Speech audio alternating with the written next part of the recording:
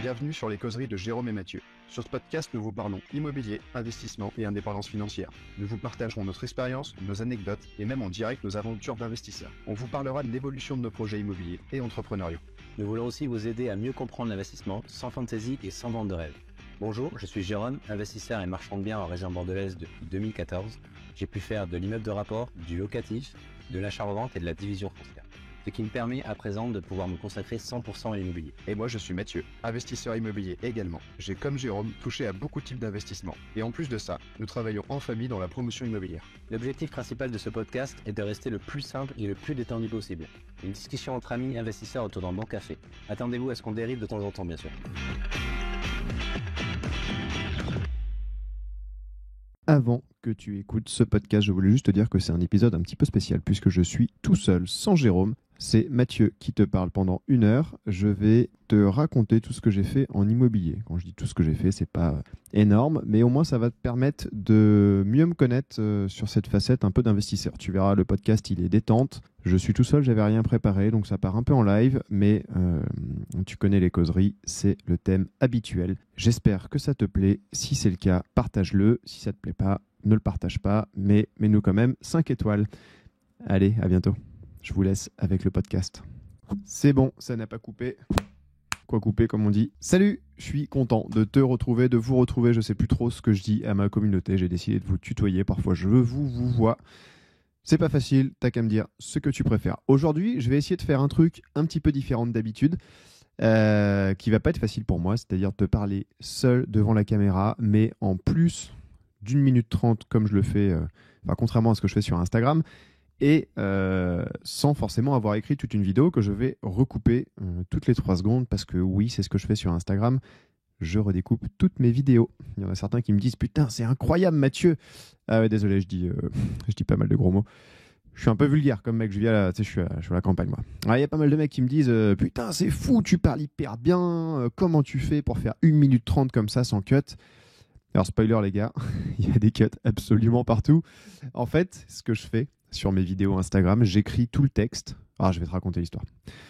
Bon, je te fais comme si c'était un truc de ouf. Non, en vrai, c'est pas ouf. Quand j'ai voulu commencer à mettre des vidéos, je me suis dit, bon, bah vas-y, je connais mon sujet, pas de problème. Je vais te dire les 5 erreurs que j'ai fait ou parler de la SCI. Je sais plus ce que c'était la première vidéo. Donc je me dis, bon, bah facile, je démarre la caméra, j'y vais. Je démarre la caméra. Et là, chaud, impossible de parler devant une caméra, c'était horrible. J'avais l'impression qu'il y avait 3000 personnes qui me regardaient, alors comme ça. Allez, vas-y, raconte, dis-nous ce que tu as à dire. Nous, on est chaud, t'as pas intérêt à dire de bêtises. C'était horrible. Donc j'ai tourné les 2 premières comme ça m'a pris 2 heures par vidéo. En plus, à un moment, il y a Roxane, ma compagne, qui rentre dans la pièce, qui dit « Mais moi, je comprends pas ce que tu essaies d'expliquer. » Alors, laisse tomber, mon gars. Mon cerveau, il est parti en sucette totalement.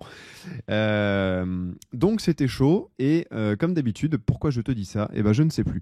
Non, voilà, juste pour te dire que en fait je découpe toutes mes vidéos sur Instagram. Qu'est-ce que je fais maintenant? J'écris tout mon texte, je lis chaque phrase. Alors c'est ridicule, hein. Je suis là, genre je regarde le portable, je regarde la caméra, je te regarde toi, je dis alors la SCI à l'IS, je coupe. Je regarde. Aujourd'hui, on va parler de la SCI à l'IS, de la fiscalité, patati patata. Et oui, je coupe tout. Voilà, le secret est révélé. Alors, après 3 minutes ou 2 minutes d'enregistrement, je ne sais pas trop, pourquoi est-ce que tu es là à me regarder tout seul chez moi en train de parler devant ma caméra? J'ai décidé de te faire une petite vidéo aujourd'hui, qui ne sera pas forcément petite, je n'ai pas encore d'idée de la durée, pour me présenter, te dire exactement tout ce que j'ai fait dans l'immobilier. Je vais séparer la partie pro et la partie perso. Alors, ce qui est bien, c'est que j'ai des notes sur la partie perso. Enfin, des notes. J'ai des dates. La partie pro, j'ai rien, mais bon, ça va venir tout seul. Et je me suis dit, si j'ai un petit peu le temps, j'allais te faire un petit récap de ce que je vois comme avantages et inconvénients d'investir dans l'immobilier. Déjà, qui suis-je? Je m'appelle Mathieu Paco, mais ça, tu le sais sûrement déjà. Je suis investisseur immobilier. Enfin, avant d'être investisseur immobilier, j'ai 30 ans. Je suis sportif. Je fais beaucoup de crossfit. Maintenant, un petit peu de jiu-jitsu brésilien, puisque ma compagne est une grande malade du jiu-jitsu et elle m'y a mis. Pas Miami la ville, hein, elle m'y a mis, moi, au jiu-jitsu, tu auras compris. C'est très bizarre parce qu'en fait, j'ai le milieu de l'écran qui est là. Et il faut que je regarde là. Donc, voilà, bref, ça me semble bizarre. Je fais beaucoup de sport, notamment du crossfit, ce qui est vraiment ma vraie passion en fait, c'est de faire du sport, c'est de bouger. L'IMO est une passion, on va dire, professionnelle. C'est-à-dire que si j'ai le choix entre aller m'entraîner ou aller visiter un appartement, bon, bah, il n'y a pas photo, je vais aller m'entraîner. Voilà, juste pour dire, parce qu'il y en a qui disent oui, l'IMO, c'est ma passion absolue, je ne ferai que ça, je mourrai immobilier. Entre des cadeaux de Noël ou l'immobilier, je choisis l'immobilier. Bon, moi, je suis pas vraiment là-dedans. Le seul truc avec l'immobilier, c'est que je le comprends bien. En fait, non, l'investissement d'une manière globale, c'est quelque chose que je comprends. Quand je dis que je comprends, c'est que ça me semble absolument naturel. Il y a des gens pour qui ça ne l'est pas. L'immobilier, c'est encore plus naturel. Je rentre dans une maison, d'un coup, j'arrive à me projeter sur les plans, sur ce que je pourrais en faire, combien je peux le louer, comment la diviser, combien ça vaut, combien il faut la revendre et tout. Je sais pas, c'est un truc qui me parle bien. Et en plus de ça, je suis absolument flemmard, c'est-à-dire que j'aime bien travailler un minimum pour gagner le plus possible. Et il se trouve que les chiens vont aboyer. Non, ils n'ont pas aboyé. Il se trouve que l'investissement immobilier, c'est parfait pour ça. Alors attention, ne me fais pas dire ce que j'ai pas dit. On travaille beaucoup, mais il y a un énorme avantage, c'est qu'en général, tu travailles beaucoup les premiers mois, la recherche, les travaux, le financement. Normalement, tu as le financement avant les travaux. Je n'ai pas l'habitude de faire ça non structuré, donc je vais dire des conneries. Je dis, tu recherches ton bien, tu négocies, tu fais tes travaux, enfin, tu obtiens ton financement, tu fais tes travaux, tu gères la mise en place du locataire ou l'automatisation de ta LCD. Ça prend beaucoup de temps, mais après, si tu as bien fait les choses, ce qui n'est pas forcément le cas sur tous mes investissements, bah, tu fais plus rien ou quasiment plus rien. C'est-à-dire que tu peux être capable de gérer à distance depuis ton téléphone n'importe où dans le monde. Moi, je le gère de la France chez moi, tout va bien. Mais tu peux vraiment gérer tout ton immobilier à distance sans rien faire, ou enfin, presque sans rien faire, une fois que tu as acheté, que tu as fait la mise en place. Et ça, je trouve ça génial. C'est-à-dire que tu vas travailler hyper fort pendant quelques mois et après, vacances.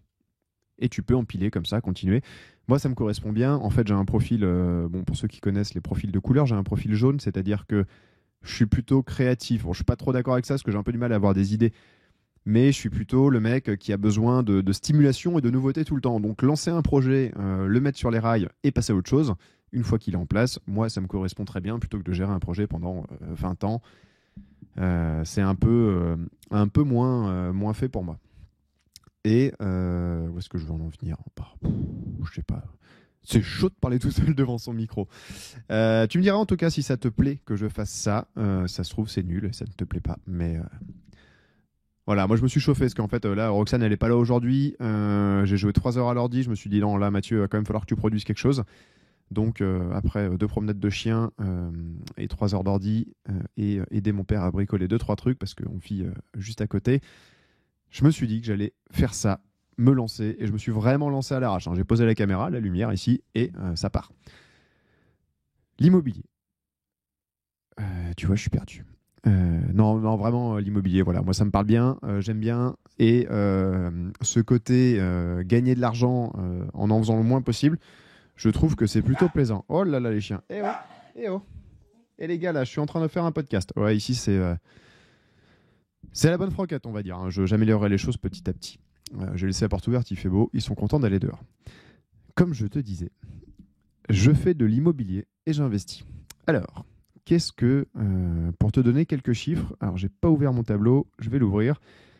J'ai un patrimoine personnel et un petit bout partagé avec ma compagne qui doit valoir aujourd'hui à peu près 2 750 000 euros. C'est à la louche, sans être à la louche, c'est-à-dire que c'est la valeur actualisée de mon patrimoine, sachant que j'ai quand même pas mal de trucs à la campagne, que le marché a pris un petit peu cher. Mais bon, je pense que je peux vendre entre 2,5 millions et 2,7 millions assez facilement si je vends l'ensemble maintenant et que je m'enflamme pas trop. Ceci dit, je suis en train de te mentir. Sur mon patrimoine perso, c'est un petit peu moins que ça, c'est 2,3 millions, puisqu'il y a un bon bout à Roxane aussi. J'ai 2,3 millions de patrimoine. J'ai commencé à bosser il y a 7 ans, 8 ans, 7 ans, en 2016, 2024. Ça fait 8 ans déjà, ça passe vite. Hein. Ouf.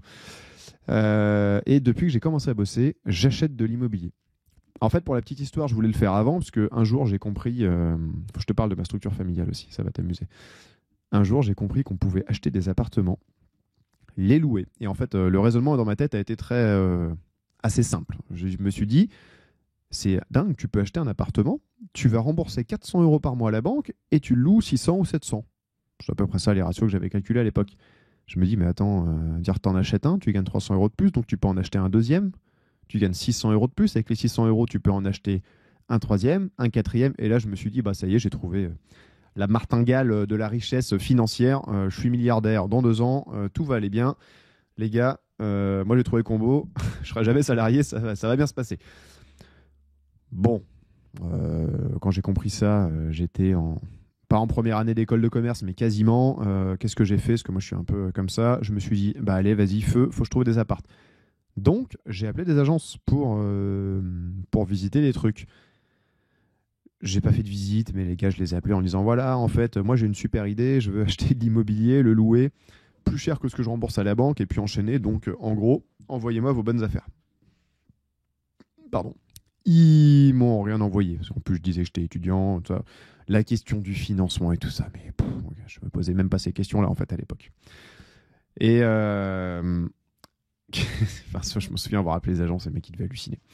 Ensuite, je rencontre un gars qui bosse avec mon père, qui était pas vraiment commercial, mais un de ses développeurs à l'époque, qui, lui, passait tous ses week-ends à partir de Paris pour aller aux Arcs, pour rénover des appartements au ski et les revendre et prendre des plus-values. À un moment, je me dis, mais attends, putain, c'est génial, bah vas-y, je fais ça.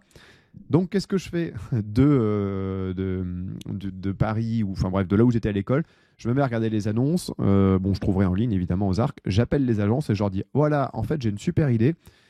Je veux acheter des appartements en ruine, les rénover et gagner plein d'argent en les revendant. Donc, il faudrait que vous me rappeliez dès qu'il y en a un, quoi. Bon, ils m'ont jamais rappelé. Pareil, les mecs, ils ont dû halluciner. Je m'étais évidemment pas posé les questions de comment ça se finance, comment on gère les travaux et tout. Non, c'est pas grave. Moi, j'avais juste l'idée de tu vas acheter de l'immobilier et tu vas te gaver, ça va être hyper facile. Bon, je suis entre la première et la troisième année de mon école de commerce sur 5 ans. Je suis pas finançable et tout. Je commence un peu à sonder le truc et à me rendre compte que financièrement, ça allait être chaud d'emprunter. Je sais plus trop à quel moment je comprends le truc, mais je finis quand même par le comprendre. Attention, une alarme sur patte qui va aboyer. Non, c'est bon. Du coup, j'attends plus ou moins la fin de mes études. Je me mets au CrossFit. C'est là où j'ai découvert. Je faisais du parcours avant, de gymnastique, plein d'autres trucs. Je suis tombé dans le CrossFit. J'ai tout arrêté pour vraiment m'y impliquer très fort. Depuis 9 ans, je crois, 2014. Et pourquoi je te parle encore de CrossFit? Parce que là-bas, j'ai rencontré un ami. En fait, avec mon meilleur pote, mon meilleur ami, on s'est mis au CrossFit. On en a rencontré un troisième. Et tous les trois, on voulait acheter de l'immobilier. Donc on se dit, bah vas-y, on va acheter notre premier ensemble, comme ça les banques vont être super rassurées. À peu près au moment où nous on se dit ça, on quitte l'école de commerce avec mon meilleur ami. Oula, j'ai un peu craché sur mon micro. On quitte l'école de commerce avec mon meilleur ami, on commence à bosser, c'était vraiment dans les premiers mois, quoi, premier mois de boulot. Le troisième nous trouve une opportunité, va visiter, dit putain les gars, c'est incroyable, premier appart, fou. Le prix est dingue, je fais une offre tout de suite, on verrouille. Donc le truc, en effet, on le verrouille. Je ne sais plus si on le négocie à l'époque, je crois pas. Coup de bol, annonce Le Bon Coin, trouvable par tout le monde, comme d'hab. Il suffit juste d'être un peu connecté, mais David, c'était un grand malade, il était connecté tout le temps. Ensuite, qu'est-ce qu'on se dit? On se dit, on va avoir un financement. Donc, schéma tout simple, nous, on se dit, on fait une SCI et on demande un prêt. Voilà. Donc, les banques nous disent, écoutez les gars, vous êtes bien mignons, mais nous, on vous prête pas, parce que vous êtes 3. Et nous, on se dit, mais ils sont débiles ou quoi? On est 3, il va y avoir 400 € de remboursement par mois. Le truc, on va le louer 500 ou 600 balles. Je crois que c'était 525 au début. On est 3, le risque, c'est... c'est-à-dire qu'on doit sortir chacun 180 € de notre poche, donc rien du tout, quoi. Et il dit, ouais, non, vous êtes 3, nous, ça coince. En plus, il y en a un qui commence à dire, ouais, je vais avoir un enfant, donc je vais peut-être pas enchaîner. L'autre qui part à l'étranger, et moi qui me disait, mais en fait, des apparts, j'en veux 1000, tu vois, donc je vais enchaîner fort. On sent que ça pue. Je finis par dire au gars, en fait, on allait rendre, on lâchait le compromis, quoi, refus de prêt. Je dis, ok, écoutez, est-ce que je peux essayer tout seul? Ils me disent, ouais, vas-y, amuse-toi, fais-le tout seul. Donc j'appelle ma banque, je dis, voilà, madame Michu, en fait, je suis tout seul. Ah, très bien, monsieur Paco, on vous finance. Je lui dis, ok, je suis content. Je dis, mais c'est bizarre quand même. Oui, mais non, parce que 3 amis, vous comprenez, vous êtes jeunes, on sait jamais ce qui peut se passer. Nanana. Par contre, vous, on vous finance, aucun problème. Donc, du jour au lendemain, je me retrouve avec mon financement et la possibilité d'acheter cet appartement dans Nantes. J'ai les dates et le prix sous les yeux. C'était en 2016, un appartement en plein cœur de Nantes à 57 000 € pour 34 mètres carrés. Je l'ai loué entre 500 et 550, parce que j'ai monté un peu le loyer au fur et à mesure, pendant 5 ans. Et pour la petite histoire, je me retrouve avec les clés. Non, je vais pas à la signature notaire, parce que j'ai toujours la flemme de ce truc-là, j'y vais pas. Je ne dors pas la veille de la signature d'ailleurs, parce qu'à l'époque, je gagne 1400 ou 1500 € par mois, et je me dis que s'il faut que je sorte 400 € en plus pour payer un emprunt et que c'est pas loué, je suis dans la merde. Donc je dors pas trop la veille de la signature, je m'imagine tous les trucs du monde qui peuvent arriver. Spoiler, il s'est rien passé, au contraire, tout s'est bien passé. La vente se fait, donc le notaire m'appelle, voilà, vous êtes propriétaire. J'appelle mon père pour lui dire, ah ça y est, j'ai acheté mon premier appart, trop bien. Il était tout content pour moi, et il me dit, t'as prévu des travaux? Et là je me dis, quoi? Comment ça, pourquoi faire? Enfin, l'appartement était dégueulasse. Il me dit, ouais, il faut que tu fasses des devis, tu prévois un chiffrage travaux et autres. Je dis, oh merde. Je n'avais rien prévu, j'avais pas vraiment d'argent de côté. J'avais 7 000 € sur mon compte de côté, donc je vais faire des premiers devis.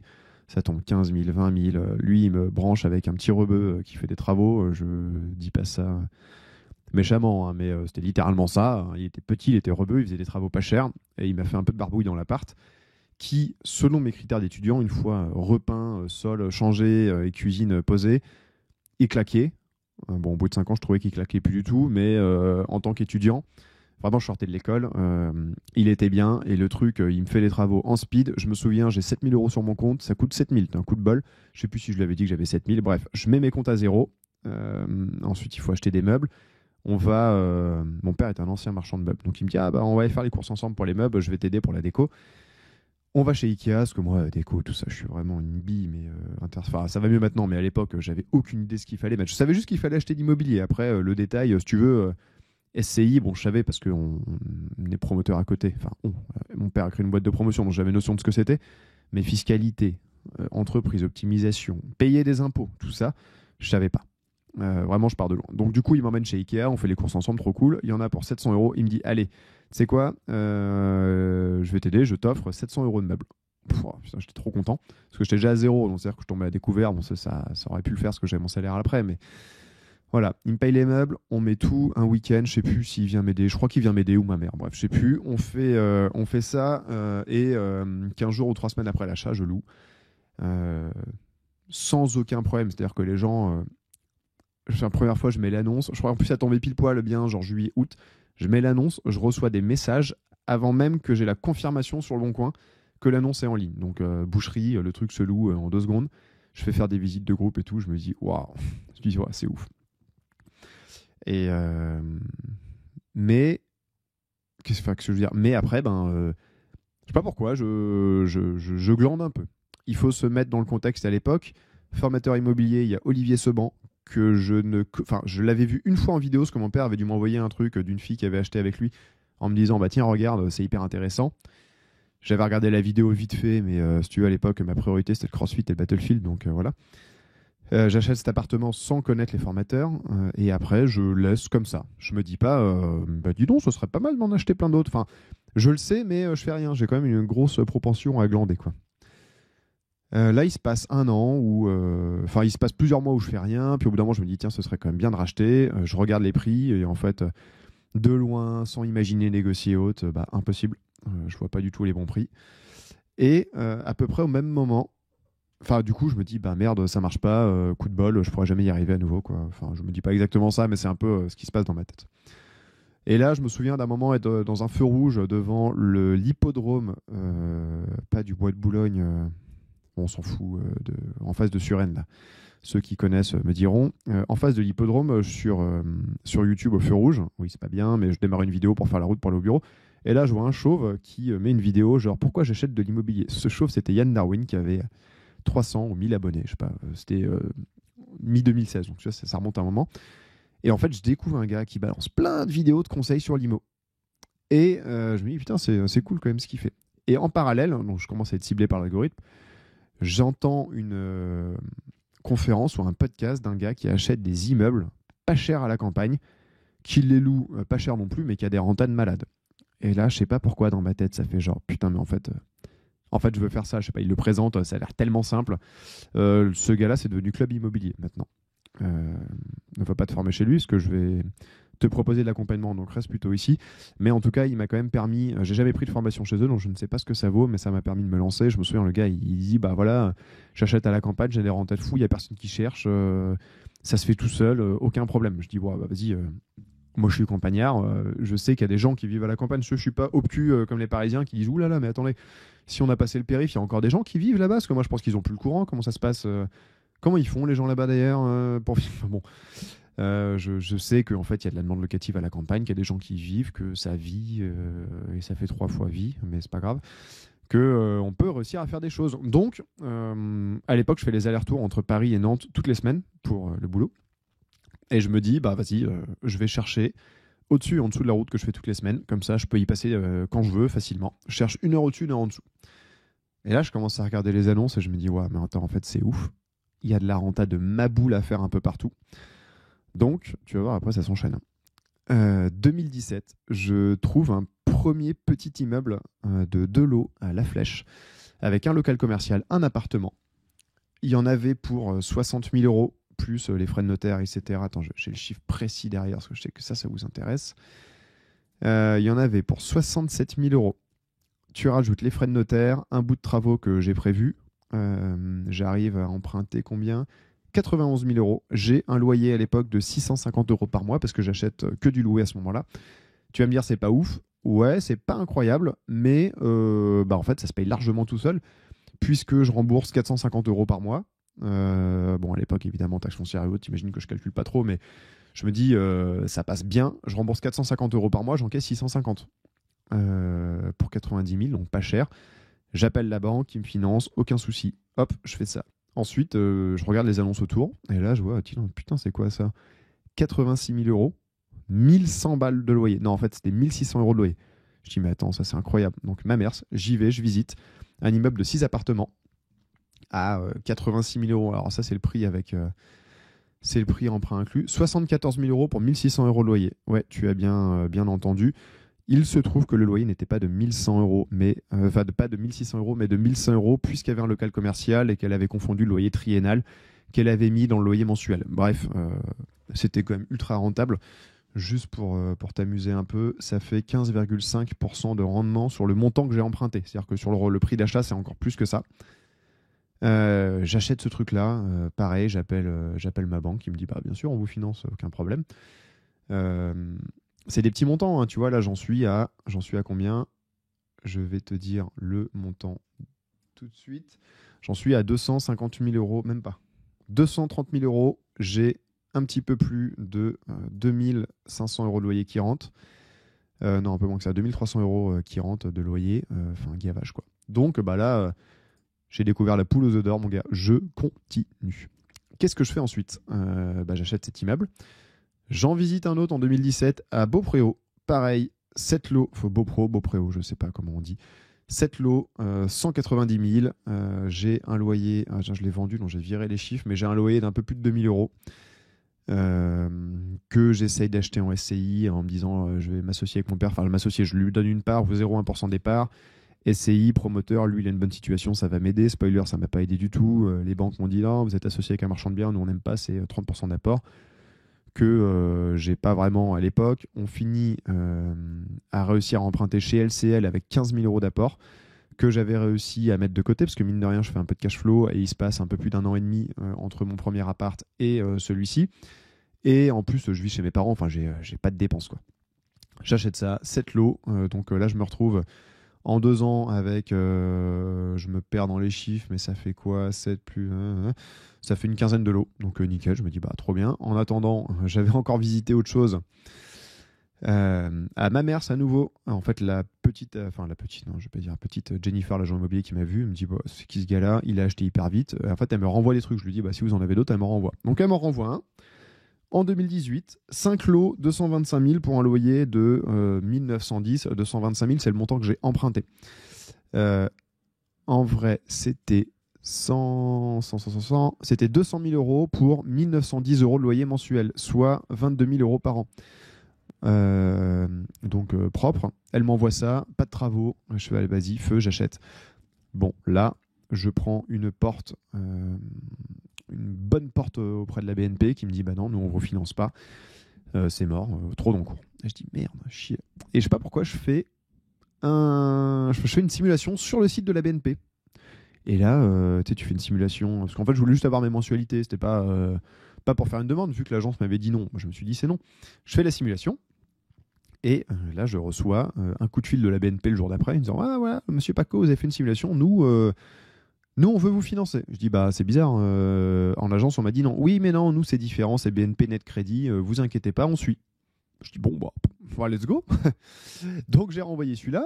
En parallèle, j'en revisite un autre de 8 lots juste à côté à Mamers toujours, donc future mère de Mamers peut-être.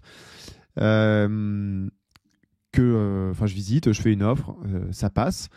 En parallèle, j'en visite encore un troisième. On est toujours en 2018. Hein. Donc 2018, il y a 5 lots qui rentrent avec la BNP. Très vite, j'enchaîne sur 8 lots. Pas avec la BNP au Crédit Agricole, je te raconte après pourquoi. Entre deux, ce que je te dis, ça dans le désordre, vu que je ne suis pas préparé. Entre deux, en 2018, un immeuble de 4 lots à Sablé, 172 000 euros, 30 000 euros de travaux intégrés dans les 172 000. Excuse-moi, j'ai le chiffre financé. Loué 1 450 euros par mois. Je me dis, vas-y, c'est pas mal. Bon, finalement, c'était de la merde. Mais ça tourne gentiment. 2018, encore autre chose. Je me promène dans Mamers pour aller voir l'agence et là, je vois un petit panneau à vendre sur un local commercial qui est vendu par l'agence qui m'a trouvé les autres biens. Et je dis, bah, c'est quoi ça? Ah, bah, ça, c'est un local commercial vraiment sur la bonne place du village qui est à vendre. Il est à vendre, combien? 21 000 euros. Je dis, bon, bah, vas-y, tant qu'à faire 21 000, c'est rien. Je le prends aussi, je fais une offre, ça passe. Je sais plus si je le négocie. Toujours en 2018. Donc tu vois, entre 2016 et 2018, j'en ai acheté 1, 2, 3, 4, 5, 6, 7, 8 avec celui-là en SCI. 8, ouais, c'est ça. Je l'achète, je me dis, de toute façon, 21 000 euros, bah, c'est donné, donc ça ira bien. J'ai mis 2 ans à le louer, aujourd'hui il est loué 350 euros par mois. Donc renta, tip top, taxe foncière payée. Celui-là, il est plutôt pas mal. Après, c'est pas avec 100 euros de cash flow par mois que je vais devenir milliardaire, hein, ça j'en suis bien conscient. Mais en gros, j'enchaîne pas mal. Hein. Et franchement, sans me poser, est-ce que tout le monde me dit oui, quel est ton cash flow, ta stratégie fiscale et tes sociétés, et comment tu fais pour analyser? Non, mais en fait, les gars, je me pose pas de questions. Moi, j'y vais. Je visite. J'ai évidemment un petit tableur Excel que j'ai fait. La fiscalité, je m'en occupe pas à l'époque. Hein, ça, c'est un détail. Je calculais, je savais ce que je faisais, mais c'était pas ma priorité. Tu vois, quand je visitais un truc, j'étais pas en train de me dire alors quel SCI à l'IS ou peut-être que si je fais une holding, enfin bon, je me prends pas la tête. Je me dis vas-y, c'est rentable. Je pars d'un principe. Je me dis si jamais c'est rentable, j'achète et puis au pire, j'optimiserai après. Surtout que j'avais le mojo pour avoir les prêts à la banque, donc feu quoi. Alors, je te dis que j'ai le mojo, et en même temps, 2018, c'est le premier moment où je me prends une porte monumentale, et en fait, une porte monumentale où j'arrive plus à emprunter. Là, pour mon immeuble à Sablé, parce que je ne les ai pas vraiment bien écrits dans l'ordre, mais premier immeuble à Sablé, bon, je rappelle la BNP, elle dit « Dilou, coucou, c'est encore moi, troisième dossier cette année, comment on fait ?» Et ils me disent « Non, mais monsieur Paco, amortissez 5 ou 6 ans, on verra après quoi. » Je dis « Ah, attends, les cons. » Donc j'appelle la banque voisine à Nantes et à Paris. En fait, je fais la tournée des banques, j'appelle plein de banques, je vais présenter mon dossier que je t'offre d'ailleurs gratuitement, disponible sur Instagram. Je t'envoie mon dossier si tu veux. Je prépare un beau dossier, je vais voir plein de banquiers à Paris et à Nantes. J'essaie d'user le réseau de la boîte de promotion qui ne me sert à rien, ce que j'appelle le grand directeur machin BPVF, qui me dit ouais bah tiens, appelle l'agence là-bas et parle au mec au guichet, lui il fera ton truc. Ils s'en foutent les mecs complètement. Je pensais que ça pouvait marcher, non, ça ne marche pas. Je me prends 17 refus bancaires. Et là, clairement, ça fait chier. Mais dans ma tête, il n'y avait aucune raison que je ne sois pas finançable. Taux d'endettement et tout, je m'en foutais, ça, il n'y a pas de sujet. En plus, 2018, ils sont un peu moins regardants et on est plutôt toujours sur ce qu'on appelle le calcul différentiel, c'est-à-dire, en fait, comment je vais t'expliquer ça? En gros, si tu payes 400 euros d'emprunt et que tu as 600 euros de loyer, ils vont prendre les 200 en plus et ils vont les ajouter à ton revenu. Donc, plus tu achètes, plus tu baisses ton taux d'emprunt, ton taux d'endettement. Alors qu'aujourd'hui, ils vont ajouter à tes revenus globaux ce loyer et ils vont calculer ton taux d'endettement par rapport à tes revenus globaux et tous tes revenus, et tous les emprunts que tu as en face. Ce qui fait que c'est beaucoup moins drôle, parce qu'à l'époque, quand tu achetais un bien, tu venais rajouter du revenu par rapport à l'emprunt, donc ça comptait pour zéro. Aujourd'hui, ça rentre quand même dans ton taux d'endettement et ça fait quand même monter ton taux d'endettement. À moins d'avoir des différences de malade entre l'emprunt et le loyer, mais même moi où en moyenne j'ai 50% de mon loyer qui part dans mes emprunts, c'est le ratio sur mon patrimoine, même avec ça, ça augmente le taux d'endettement. Donc je te dis 17 refus, Nantes, Paris. Et pourquoi est-ce que c'est important puisqu'à un moment, je sais pas, je regarde la carte de Sablé, je suis un peu désespéré, je me dis, tiens, c'est fou, il y a des banques là-bas. C'est le campagnard qui réalise qu'il y a quand même des banques à la campagne. Et donc, je me dis, vas-y, je vais caler une journée entière de rendez-vous bancaires. J'appelle toutes les banques qu'il y a à côté de l'immeuble. Je te mens pas, le premier rendez-vous, je rentre. Crédit Agricole, monsieur, j'ai oublié son nom, il est parti. Bref, on s'en fout. Je rentre dans le bureau, il me dit, monsieur Paco, content de vous voir et tout. À l'époque, j'ai quand même un dossier qui... Enfin, moi, je trouve que c'est pas énorme, mais ça cause un peu, tu vois. Il y a 20-30 appartements, un peu de patrimoine, j'ai 26 piges, 27 piges. Non, je crois 26, c'est pas très vieux. Donc, le mec à la campagne, il dit, waouh, trop bien. Je rentre dans le bureau, il me dit, monsieur Paco, je suis content de vous voir. Venez voir ici, je vous montre un truc. Il m'emmène au fond du bureau et par la fenêtre, il me dit, regardez, on voit votre immeuble ici. Il dit, ouais, et tout de suite, il me dit, mais bien sûr, on vous finance, aucun problème, nous on connaît ici, on n'a pas peur. Et là, je réalise que potentiellement la banquière de Nantes ou de Paris, quand je dis Sablé-sur-Sarthe, elle est là genre mais waouh, gros, c'est où Sablé-sur-Sarthe? Moi je connais les Sables d'Olonne et c'est tout quoi. Et elle se dit ville de merde, il n'y a personne et tout. Et en fait, le banquier de la campagne, lui, il connaît la ville, il passe devant tous les jours, il sait qu'il y a de la demande, donc il me suit. Et là, ça débloque à nouveau plein de trucs. Je crois que c'est même lui qui me finance le petit local commercial que je fais passer en même temps à 21 000 euros. Donc là, ça finance. À côté de ça, je me mets avec Roxane et qui me dit tiens, ce serait cool, j'aimerais bien faire pareil. Donc elle achète sa maison de son côté.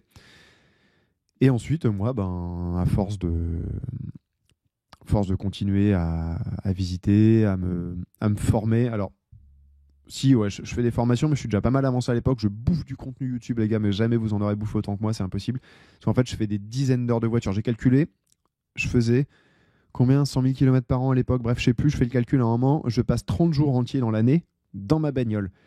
Et ces 30 jours, j'écoute pas des conneries sur YouTube comme je le fais plus maintenant, non, j'écoute que des trucs investissement, immobilier. Je fais même parfois, je me souviens d'une fois, je suis allé dans les Alpes tout seul dans ma voiture, j'ai écouté 9 heures de conférences d'un expert comptable, enfin de plusieurs conférences d'un expert comptable sur la gestion des plus-values et des comptes courants et autres, et je trouvais ça trop cool. Donc tu vois, vraiment, j'étais grand malade de ces sujets-là. Donc je commence à savoir pas mal de choses sur l'investissement immobilier comme ça. En plus, à côté, j'ai mon côté pro, il faut que je t'en parle après, qui m'aide quand même très bien. Donc Roxane me dit, j'aimerais bien moi aussi acheter, voilà. Je vais pour je ne sais quelle raison à Sablé voir l'immeuble pour le chantier et tout. Cet immeuble, Sablé, c'est pourri d'ailleurs, hein. Mais bon, j'y vais, je me dis bon, ça coûte rien, je regarde sur ce loger, je vois une annonce, 12 logements, 3 500 € de loyer. Je fais waouh. Enfin, 12 logements, à vendre combien 300, ça devait être 360 000 pour 3 500 ou 3 600 de loyer. Je dis ok, voilà, là il y a un truc à faire, donc j'appelle. Mais j'appelle une demi-heure avant d'arriver. Je dis voilà, je viens dans le coin, est-ce que je peux visiter? Je suis investisseur. On visite. Le gars, je lui fais une offre, je le pulvérise à 307 000. Enfin, j'ai l'impression de le pulvériser. Il me dit non, c'est mort. je rallonge l'offre de 500 € à 307 500. Ça passe très facilement en fait. J'aurais dû flairer l'embrouille. Et on signe le compromis avec Roxane. En parallèle, je visite un autre immeuble à Mamers que nous avons acheté à 94 000 € pour un loyer de 1030 €. Donc je me dis, waouh, gavage. Pareil, là-dessus, on est sur du 12%, quoi. Bon, évidemment, c'est du brut, les gars, oui, la fiscalité, les machins et tout. Je sais. Mais je te donne le brut, on va pas rentrer. Enfin, on pourrait rentrer dans tout le détail si ça t'amuse, mais on va pas le faire tout de suite. Donc on signe les deux compromis, je dis allez, que nenni mon gars, on continue, ça va y aller. Bon là par contre on prend des portes absolument monumentales dans toutes les banques, impossible d'emprunter, les gens disent ouais non c'est mort, vous n'êtes plus finançable. Madame Cusson vient d'acheter sa maison, elle est au taquet de l'endettement, vous êtes endetté ras la gueule, donc vous avez beau être gentil, beau être un professionnel, c'est mort. Donc là compliqué, on prend plein de refus, courtiers et tout. Et un jour, je suis au CrossFit, encore le CrossFit, tu vois. Je suis au CrossFit dans les vestiaires et on a plein de potes entrepreneurs. CrossFit, super pour se faire du réseau. Et je leur dis, c'est relou, avec Roxane, on veut acheter des trucs, on n'arrive pas à avoir le financement. Il y en a un qui me dit, mais tu sais que Christophe, il est banquier? Je vais, qui Christophe? Et il me dit, bah Christophe, là, mec qui était à côté de moi, donc du coup, on discute et tout, je lui raconte. Il me dit, bah vas-y, moi je te finance. On parle de 500 000 euros. Hein. Il me dit vraiment, c'est pas une blague. Hein. On va me dire, tu racontes n'importe quoi. Non, c'est vrai. On est sur un montant de 507 823 euros. Il me dit, bah je te finance, c'est bon, pas de souci. Bon, je connais un peu les banquiers, je me dis, ouais, ça pue l'embrouille, jamais il nous le fait. Non, 15 jours après, on avait les offres, tout était bon. Avant d'avoir les offres, il dit, envoie-moi quand même vos papiers, histoire qu'on soit sûr. Financement débloqué, et là, bon, bah, à nouveau, on débloque la solution. On achète ces 2 immeubles avec Roxane, qu'on aurait mieux fait de pas acheter. Bon, celui de ma mère, s'il tombe tout seul. Celui de Sablé, il a brûlé. J'ai eu des cafards, enfin, je dis mais bref, on s'en fout. Cafards, brûlé, clodo, squat, sous-location illégale, toiture qui fuit, c'est toujours pas résolu, plein de problèmes. Je t'en parlerai, je pense que je peux faire un podcast entier sur cet immeuble-là. Mais en tout cas, on a réussi à acheter comme d'hab. Moi, je me pose pas de questions. Feu, on y va. On achète. En parallèle, donc là, on est en 2019. Donc 2019, ça fait 2 immeubles achetés avec Roxane. Après, je veux acheter au Mans. Je sais pas pourquoi d'un coup je me mets en tête. Le Mans, ça a l'air pas mal. Je visite des trucs, on rate des affaires de malade. Mais c'est pas grave. Une agent immobilier qui me rappelle un jour en disant, Monsieur Paco, je m'en veux pour la dernière fois. J'ai un truc, il faut venir genre maintenant tout de suite le voir. Ça va partir hyper vite, c'est hyper bien. En effet, c'est hyper bien. Un immeuble ruiné. Je crois que le père, il avait acheté il y a 10 ans. Il avait fait quelques mois de travaux, puis il avait arrêté parce qu'il est mort. Désolé. Le fils a vendu après, mais il était ruiné, genre il était effondré. Faut que je vous montre des photos, c'est incroyable. On achète ça avec Roxane, on se dit bah vas-y, on va le louer en longue durée. Chantier un peu compliqué, finalement on le met en LCD. On est entre 2000 et 2600 euros de loyer. Il est en LCD depuis pas très longtemps parce que je l'ai acheté en 2020. Enfin, on a compris. Acheté en 2020, le chantier a traîné. Entre-temps, j'ai eu un passage robot de trading qui fait que je ne me suis pas énervé là-dessus. Il est loué en LCD maintenant. Je vois que ça fait longtemps que je te donne plus les chiffres. Celui-là, il y en a pour 310 000 euros au total. Et en même temps, quasiment, une pote du CrossFit qui se lance en agent immobilier me dit tiens, je viens de rentrer un truc à côté de Vannes, à Pluvigné. C'est plutôt pas mal. 1120 euros pour un prix 1120 euros de loyer pour un prix d'achat à combien? À 130 000 euros. Je dis bah vas-y, c'est pas mal. On achète. Financement un peu galère, mais avec la caisse d'épargne, on se débrouille. Je sais plus comment. Je me débrouille pour avoir un numéro. Je me vends bien parce que mon cas, quand je veux avoir un crédit, je me vends. Je suis dieu de l'investissement, tu vois. De toute façon, il faut. Hein, on est commercial. Je ne vais pas dire qu'on est marchand de tapis, mais quand on veut avoir un prêt, il faut se vendre. Donc je me vends hyper bien. Enfin, je nous vends avec Roxane. Le feeling passe, on achète. Nickel. Pas d'embrouille. Roxane, en parallèle, achète un autre appartement. Je crois que c'est en 2022, un petit peu après, un appartement qu'on a acheté. Fin d'année 2021, un appartement en plein cœur de Nantes qu'on achète au plus cher du plus cher du plus cher du marché. Donc plus-value, pas pour tout de suite. On achète pile à ce moment-là où tu sais c'est impossible de négocier. C'est-à-dire tu visites, tu fais une offre, on te dit j'ai une putain d'affaire et en fait le simple fait de pouvoir se placer sur un bien, c'est une opportunité. On y va parce que on se dit bah vas-y, on fout 50% d'apport, ce que j'aurais pas forcément recommandé, mais il se trouve qu'à ce moment-là on a du cash, robot de trading, beaucoup d'argent, argent de l'assurance, l'incendie, tu vois venir l'embrouille. Je te ferai un podcast là-dessus si ça t'intéresse, tu me diras. On achète, voilà. On achète, on fait les travaux. Hop, excuse-moi, j'ai roté dans le micro. C'est vraiment un truc à l'arrache. J'espère que ça vous plaira. C'est absolument pas préparé. Hein. J'ai juste une note pour un réel que je voulais vous faire. Et c'est tout. On achète, on se dit... Enfin, là, je dis à Roxane, ouais, on fait de la LCD, c'est obligé, ça va marcher de ouf. Au même moment, Nantes fait passer la loi de compensation pour les LCD et fait baisser la règle de 1 à partir de 0. Enfin...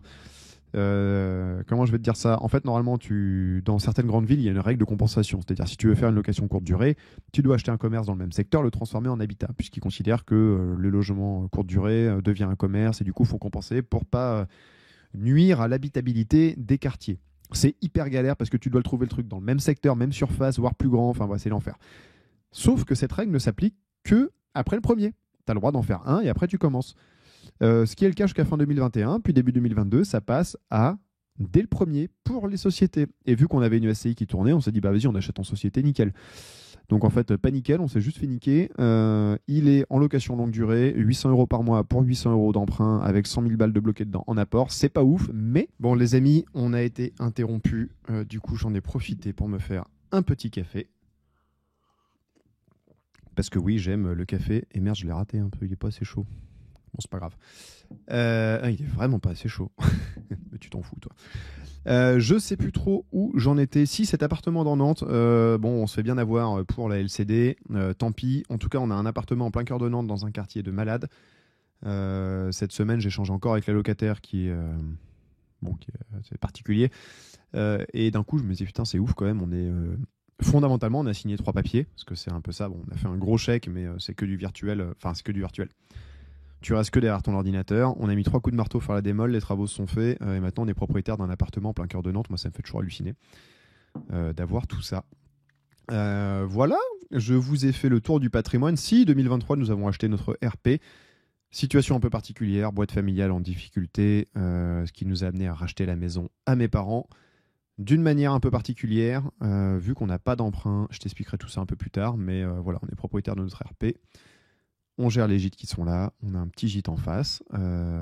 Tout ça, c'est plutôt pas mal. À côté, Roxane, elle a sa maison, elle a un appartement en coloc. Tout ça, c'est à Nantes, ça tourne avec un cash flow indécent. T'as honte, tu devras avoir honte d'ailleurs. Et ça lui permet de se faire en fait un deuxième salaire juste grâce à ça. Donc c'est très cool. Je vais te donner quelques chiffres. Montant emprunté au total. Alors, bon, tu m'en veux pas, je compte Roxane dedans. 2 200 000 €. Alors, non, enfin, ça a été plus que ça, mais j'ai viré les trucs que j'ai vendus. Alors attends, je te les remets. Pour vraiment te monter le plus haut où je suis monté, et l'appart à Nantes, j'avais dû emprunter 63 000 €, je crois. Le plus haut du plus haut, 2 443 000 €. Enfin, 2 millions, oui, parce que maintenant j'ai amorti. Bref, on devait être à 2,5 millions. Voilà, au plus haut de ce que j'ai emprunté. Ce que nous avons emprunté, dedans, il y a 243 000 pour Roxane, et le reste, c'est soit elle et moi ensemble, soit moi tout seul. Moi, tout seul, je suis monté à pas le million. Enfin, si, j'en ai un en SCI, mais en perso à mon nom, je suis monté à 990 000 €, je crois, pas loin du million. Capital restant dû aujourd'hui 1 936 000 € pour une valeur de revente, je te disais tout à l'heure, je pense de 2,7 millions, vraiment dans le meilleur des cas. Alors il y a la RP dedans, mais voilà, si jamais je devais être amené à tout revendre aujourd'hui et à repartir de zéro, normalement je pars avec un chèque et la vie est plutôt pas mal. Même si aujourd'hui, dur de vendre. Je te bois une gorgée de café, parce que déjà qu'il est pas chaud, je vais quand même pas le laisser refroidir. En gros, l'IMO, j'aime bien, tu vois. Il faut savoir qu'on me pose toujours plein de questions, mon cash flow, mon organisation, mon machin et tout. C'est pas des questions que je me pose forcément beaucoup. Le cash flow, pas du tout, parce qu'en fait, j'ai assez vite réalisé que les tableurs hyper précis qu'on fait au début quand on se lance au centime près, ils deviennent faux dès qu'il y a le moins de chauffe-eau à changer. Donc je me prends pas la tête, je sais que tout se paye. En ce moment, un peu compliqué, puisque beaucoup de travaux, l'immeuble qui a cramé, il n'y a qu'une partie, je te ferai un podcast entier sur celui-là, il n'y a qu'une partie de l'immeuble qui a brûlé. Donc, galère de refaire les 10 autres appartements sur des fonds propres. J'ai perdu beaucoup d'euros sur des robots de trading. J'en ai pas honte. Ça fait chier. J'ai rêvé. Le mec qui me les a vendus était un des gars dans qui j'avais une entière confiance. Donc, ça me semblait parfait. Et je lui en veux pas du tout. Mon raisonnement, c'était plus de me dire, putain, si lui, il y va, faut que j'y aille. Bref. Beaucoup d'argent perdu, mais beaucoup plus grave, beaucoup de temps perdu, 1 an à ne rien faire, parce que les gars, quand vous voyez 1000 ou 2000 € arriver sur un compte, l'immobilier, voilà, tu vois. En fait, j'aurais pas dû raisonner comme ça, donc j'ai perdu 1 an, d'où les chantiers en retard, d'où les merdes qui s'accumulent et les trucs à traiter. En plus, c'est con, parce que j'ai perdu 1 an où j'avais beaucoup d'argent virtuel que je pouvais retirer, qui aurait pu me sortir de beaucoup de galères, et en fait je l'ai pas utilisé pour me sortir des galères, et maintenant je gère les galères sans argent, donc vachement moins drôle. Mais bon, tout va s'arranger, j'espère, cette année. Voilà, je pense que ça fait un bon tour du patrimoine. Comment j'exploite tout ça à 90% en longue durée nue. Je sais, fiscalement, c'est pas forcément le mieux, mais j'avais quand même pas mal de travaux au début sur certains, donc c'est bien passé. J'avais quelques meublés. Ah oui, non, je t'ai pas dit, le premier appartement que j'ai acheté à Nantes, au bout de 5 ans, je l'ai refait, je l'ai revendu 172 500 euros pour 34 mètres carrés. Gavage total, 100 000 euros de plus-value. T'énerve pas, elle est partie dans les robots de trading. Mais ouais, ça me dérange pas de donner les chiffres, hein, franchement, j'ai pas honte. Je me suis gavé. Ah si, avec ça, je me suis payé une machine à café. Je sais pas si tu la vois là, derrière. Elle est là. Ici, là. Ouais, on la voit pas. Parce que je peux pas te parler dans le micro et te la montrer en même temps. Je me suis acheté une machine à café de malade. Je me suis fait plaisir. J'ai mis de l'argent dans des robots. Et voilà. Mais bien revendu. J'ai vendu aussi l'immeuble de Beaupro au bon moment, je pense, avec une belle plus-value qui a permis de faire les travaux de l'appart de Nantes, de finir les appartements du Mans et d'alimenter un peu la machine pour Sablé. Voilà. Si je devais tout refaire aujourd'hui, je t'en ferai un autre podcast parce que je te dis ça, mais je sais pas ce que je vais te dire. Si, j'ai bien une idée, mais voilà, je pense qu'il y a un sujet d'une heure à faire là-dessus aussi. Qu'est-ce que je peux te dire d'autre? Si, le côté pro, le côté professionnel. Après, on est à 45. Toi, t'as plus de 40 minutes. Je pense qu'il n'y a plus personne. S'il y a Roxane qui sera encore là en train de m'écouter, j'en suis quasiment sûr. Dans le train ce soir pour rentrer. Côté professionnel, mon père a créé une boîte de promotion immobilière il y a 30 ans. Promotion immobilière, c'est quoi? C'est tu vois un terrain, t'imagines un projet, tu le construis, tu le vends. Ou tu le gardes en patrimoine. Tout bêtement. Alors, tu n'es pas constructeur. Attention, le constructeur, c'est vraiment celui qui a les ouvriers. Le promoteur, il est plutôt chef de projet. C'est lui qui manage tout le monde, l'architecte, la boîte de construction, les bureaux d'études, les investisseurs pour les locataires, pour mener un projet à bien. Et qu'est-ce qui s'est passé? Quand au moment de partir de l'école de commerce, il m'a appelé un jour. Je me souviens, j'étais dans le tram à Dublin pour aller acheter de quoi faire une soirée sushi. Il m'appelle, il me parle, il me dit ici et ça, tel projet, machin, puis ça finit par là, du coup, j'ai besoin de toi. Je me dis ok. Le plan là-bas, c'était plutôt que je passe dans des grandes boîtes pour revenir dans la boîte familiale après, qui est une petite boîte de promotion. Je dis vas-y, feu, moi j'y vais, de toute façon. Enfin, j'ai un patron, mais avoir un vrai patron d'une grande boîte, je pense que ça m'aurait fait vriller. Bosser dans la boîte familiale, c'est quand même cool. J'étais pas très bien payé au début. Merci maman, merci mes sœurs qui ont dit non. Calme-toi sur le salaire, parce que mon père paye en général très bien les gens. Mais c'est plutôt pas mal. Bon, j'ai jamais été malheureux. Boîte de promotion, et moi je suis rentré en tant que... à la base, pour gérer une boîte de construction de maisons individuelles, bon évidemment, ça c'est... Enfin je dis évidemment, il me dit ouais, tu vas venir aider à gérer ça. En sortant d'école de commerce, on ne sait rien faire, hein, donc j'ai appris surtout, en accompagnant le responsable. Et en plus de ça, j'ai appris le métier de promoteur, c'est-à-dire de trouver un terrain, imaginer un projet dessus. Moi, j'ai fait plutôt de l'habitat, mais la boîte est plutôt à vocation commerciale. C'est pour ça qu'aujourd'hui, je sais repérer un terrain, je sais faire un bilan, je sais manager le projet de A à Z. Je suis pas un très bon chef de projet, mais je suis plutôt bon pour les trouver. En plus de ça, vu que c'est une boîte familiale, j'ai fait plein de trucs. On avait par exemple une fille qui glandait de ouf à la gestion locative, et à un moment, je sais pas pourquoi, je tombe sur le tableau de patrimoine, parce que mon père a eu un super patrimoine à une époque, et je vois loyer des locaux vacants 1 million. Je dis, quoi? C'est quoi le million là? Elle me dit, ça c'est les locaux vides qu'on n'arrive pas à relouer. Et elle me dit ça, détente la meuf, tu vois, rien à foutre. Hein. Sur 6 millions de loyers, donc tu vois, c'est quand même, c'est quoi, un peu moins de 20%, ça pique. Hein. J'en parle à mon père, il me dit, ouais, mais ça, il faut le relouer, sauf que personne s'en occupe, moi pas le temps, machin. Micheline, je lui ai proposé 10% de commission sur les loyers qu'elle rentre. 10% de commission, en gros. C'est-à-dire 10% de 1 million d'euros si elle loue tout. 100 000 balles de prime. Et là, il me regarde, il me dit, écoute, tu sais quoi, si tu veux, fais-le, je te file 5%.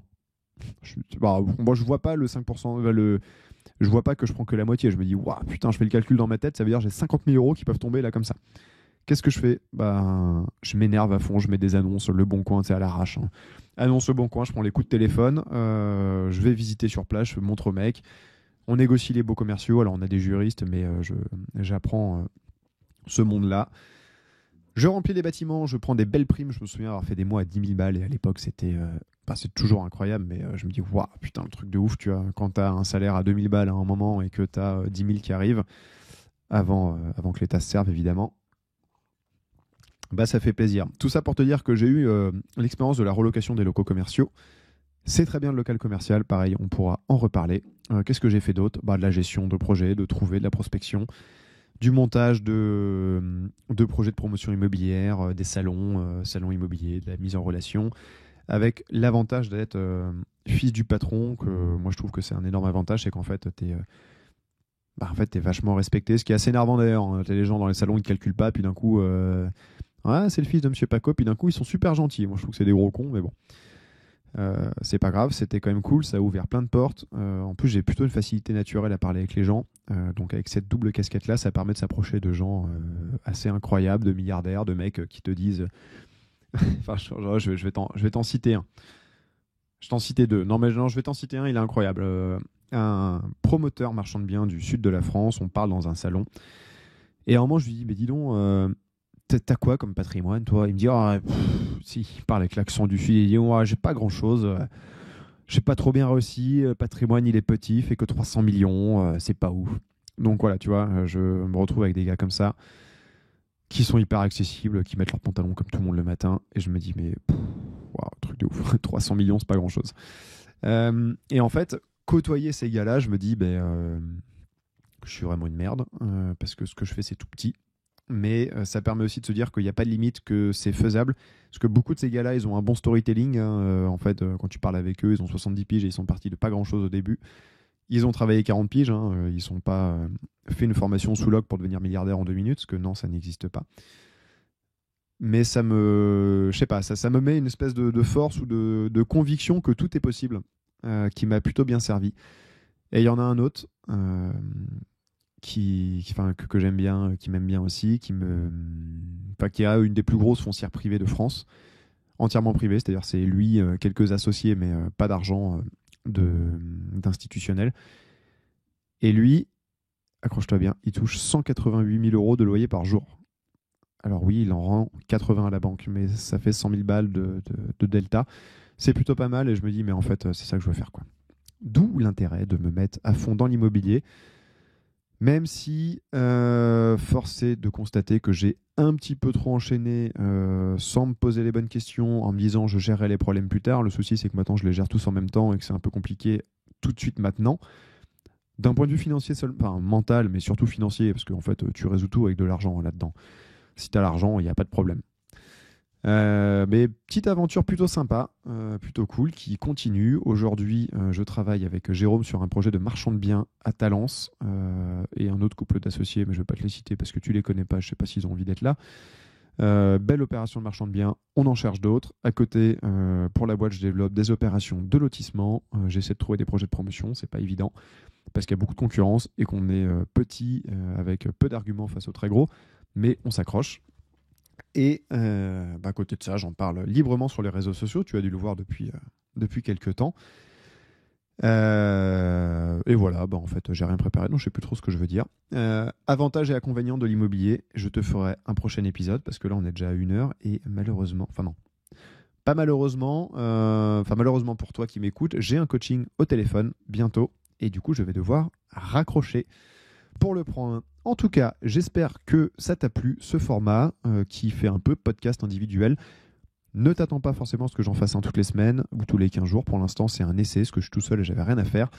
Donc, je me suis dit que j'allais me lancer là-dedans et te faire une petite présentation de mon CV immobilier. J'allais dire mon palmarès, mais ce sera un peu branleur. De mon CV immobilier pour que tu vois un peu ce que je fais. Et aussi te dire que tout ce que j'ai fait me permet de donner quelques conseils et de te filer un coup de main dans l'école d'investissement que nous sommes en train de lancer avec Jérôme. L'idée, elle est très simple. Ça va être de proposer un accompagnement ça va sûrement être 9 mois. On voulait faire 6, mais en fait, en 6 mois, de manière cohérente, tu peux pas, à moins d'être une machine de guerre, tu n'auras pas acheté, fait tes travaux et remis en loc, quoique. Faire un accompagnement sur 9 mois, on est là tout le temps avec toi. Alors, pas dans ton salon, rassure-toi, mais des visios de groupe tous les 15 jours, parce que ce sera un petit groupe. L'idée, c'est qu'une communauté motivée qui s'encourage. Des visios de groupe tous les 15 jours, des contacts possibles sur WhatsApp avec nous en direct, des coachings individuels. Jérôme, il va me tuer pour les contacts WhatsApp. Des coachings individuels de l'analyse d'offres. En fait, tout ce que tu fais, on va être là pour t'aider. Une énorme formation qu'il faut qu'on tourne d'ailleurs. J'aurais peut-être dû faire ça au lieu de te parler, mais c'est pas grave. Une énorme formation d'immobilier pour que tu saches tout ce qu'on a dans nos têtes, nos visions des choses, nos stratégies et comment on appliquerait ce qu'on sait aujourd'hui par rapport à ce qu'on a fait nous dans le passé. Et en fait 9 mois surtout d'accès à nous où vraiment on va t'aider parce qu'on a quand même constaté un problème essentiel, c'est qu'il y a beaucoup de gens qui n'osent pas y aller tout seuls. Ils peuvent avoir les connaissances, la motivation, mais tout seuls ils veulent pas y aller et du coup ils ont besoin on va dire qu'on les tienne la... pas vraiment qu'on tienne la main parce que c'est un peu dégradant, mais qu'on les aide. Et c'est ce qu'on veut te proposer en cette année 2024, de t'aider à investir. Et l'objectif il est très simple, tu rentres dans l'école. En 9 mois, on veut que tu aies acheté 1, 2, 3, 4, peut-être 10 biens immobiliers. C'était un dossier bancaire de malade et que tu es une grosse machine. Mais en tout cas, que tu aies acheté tes premiers biens immobiliers qui soient rentables. Peut-être que tu les aies déjà revendus si tu veux faire du marchand, ce qu'on t'encourage sûrement à faire pour te lancer. Et te donner vraiment toutes les clés pour réussir pour une somme modique de quelques milliers d'euros. À définir exactement. Il y aura plusieurs offres et crois-moi, ça va vraiment valoir le coup parce qu'on va passer un temps infini à t'aider et à faire en sorte que tu deviennes la meilleure version investisseur de toi-même possible, ou investisseuse pour mesdames. Hein, on est évidemment ouvert aux hommes et aux femmes avec grand plaisir, et je parle uniquement de l'accompagnement. Messieurs, calmez-vous. Voilà, bah écoutez, dites-moi si ça vous plaît. J'espère que j'aurai plus de retours que seulement Roxane qui va me dire c'était trop cool ou t'as dit plein de fois je sais pas quoi. Je t'embrasse ma chérie. Voilà, allez, je vous dis à la prochaine fois, je sais pas quand, le plus simple c'est sur Instagram. En tout cas, si ça vous plaît, partagez-le à des potes, parlez de notre accompagnement qui vient. Envoie-moi un mail si tu veux prendre des informations, va sur Instagram, follow-moi, partage et n'hésite pas à m'écrire. Allez, salut!